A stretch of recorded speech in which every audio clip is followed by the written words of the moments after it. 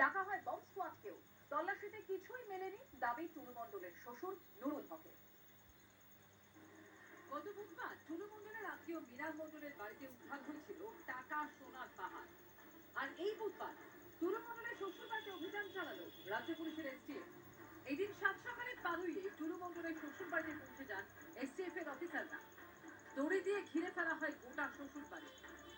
এটা হচ্ছে পাড়ুইয়ে টুলু মণ্ডলের শ্বশুর বাড়ির ছবি এবং এই মুহূর্তে গোটা বাড়ি কার্যত পুলিশ কিন্তু দখল নিয়ে রেখেছে এবং বাড়ির একেবারে সামনের দিকে যে জায়গা সেখানে হচ্ছে পরপর দেখতে পাচ্ছ র্যাপিড ফোর্স, তারা হচ্ছে বাহিনী, তারা হচ্ছে এই যে বাড়ির চারপাশে দড়ি দিয়ে ঘিরে রেখেছে। তল্লাশি চলাকালে টুলু মণ্ডলের শ্বশুর বাড়িতে সাদা পোশাকে জেলা পুলিশের আরেকটি দল পৌঁছয়। দেখা যায় বাড়িতে ঢোকার সময় সেই পুলিশ কর্মীদের কার্যত তল্লাশি করেন টুলু মণ্ডলের শ্বশুর নুরুল হক। সব দেখে নিয়েছে, কোনো কিছু পাইনি। এই জন্য এসেছিল, বলছে আমাদের বিশ্বস্ত সূত্রে আমাদের জানা ছিল যে কিছু মাল এখানে আছে, সেই জন্য এসেছি। উনি কোথায় আমি বলতে পারবো না। দুপুরের দিকে ডাকা হয় বীরভূম জেলা পুলিশের বম্ব স্কোয়াডকে। টুলু মণ্ডলের শ্বশুর বাড়ির পিছনে থাকা একটি নির্মীয়মার অংশ, এমনকি পাশের আত্মীয়ের বাড়িতে তল্লাশি চালান বম্ব স্কোয়াডের কর্মীরা। আমার তো হিংসে হয় টুলু মণ্ডলকে দেখে। আমি তো ডাক্তারি ছেড়ে পাথরের ব্যবসায়ী হলে ভালো করতাম। আমরা যেটা বলি, যতই লম্বা দড়ি হোক, দড়িরও কিন্তু শেষ আছে।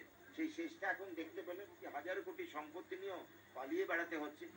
টুলু মণ্ডলের আত্মীয়ের বাড়িতে মিলেছে 28.5 কোটি নগদ এবং 22 কোটি টাকা মূল্যের 15 কেজি সোনা। মোহাম্মদ বাজারের আলিশান বাড়ি, ফার্ম হাউস, কয়েক একরের পার্কিং লট, 243টা গাড়ি, পেট্রোল পাম্প, টাকা ও সোনা মিলিয়ে এখনো পর্যন্ত পাথর ব্যবসায়ী টুলু মণ্ডলের 220 কোটি টাকা সম্পত্তি বাজেয়াপ্ত হয়েছে। কিন্তু লুট করেছে বাংলা সবাই জানে, প্রশাসন জানতো। আমি তো চাবো এই সরকার যে সমস্ত টুলু মণ্ডলকে যারা টুলু মণ্ডল করে টুলু মণ্ডলের ধান্দা যারা ভাগ খেয়েছে তারা কারা সেটা খুঁজে বার করবে। বিজেপি যে তোলাবাজি শুরু করেছে তাতে 6 মাস থেকে 1 বছরের মধ্যে টুলু মিনি টুলু হয়ে যাবে।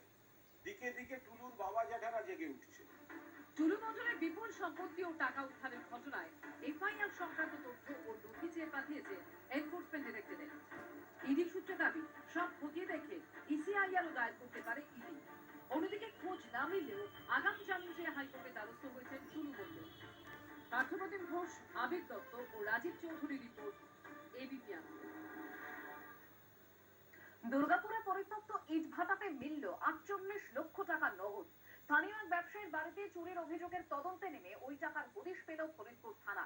পুলিশ সূত্রে খবর, উদ্ধার হওয়া টাকার সঙ্গে ওই চুরির যোগ রয়েছে কিনা খতিয়ে দেখা হচ্ছে। একেই বলে কেঁচো খুঁড়তে কেউটে। ব্যবসায়ীর বাড়িতে চুরির মামলা তদন্তে নেমেছিল পুলিশ, আর তাতেই মিলল লক্ষ লক্ষ টাকার হদিশ। দুর্গাপুরের পরিত্যক্ত ইট ভাটার ঘর থেকে উদ্ধার হওয়া টাকার পরিমাণ ছাড়িয়ে গেল 48 লক্ষ। বীরভূমের পাথর ব্যবসায়ী টুলু মণ্ডলের বিষয়টাকে ঘোরানোর একটা চেষ্টা দেখতে পাচ্ছি। ঠিকই একইভাবে আরেকটা কেস স্টাডিও তো তারা উঠে পড়ে ফলো করতে শুরু করেছেন, কাটাছেড়া করতে শুরু করেছেন। এটা আমরা বুঝতে পেরেছি।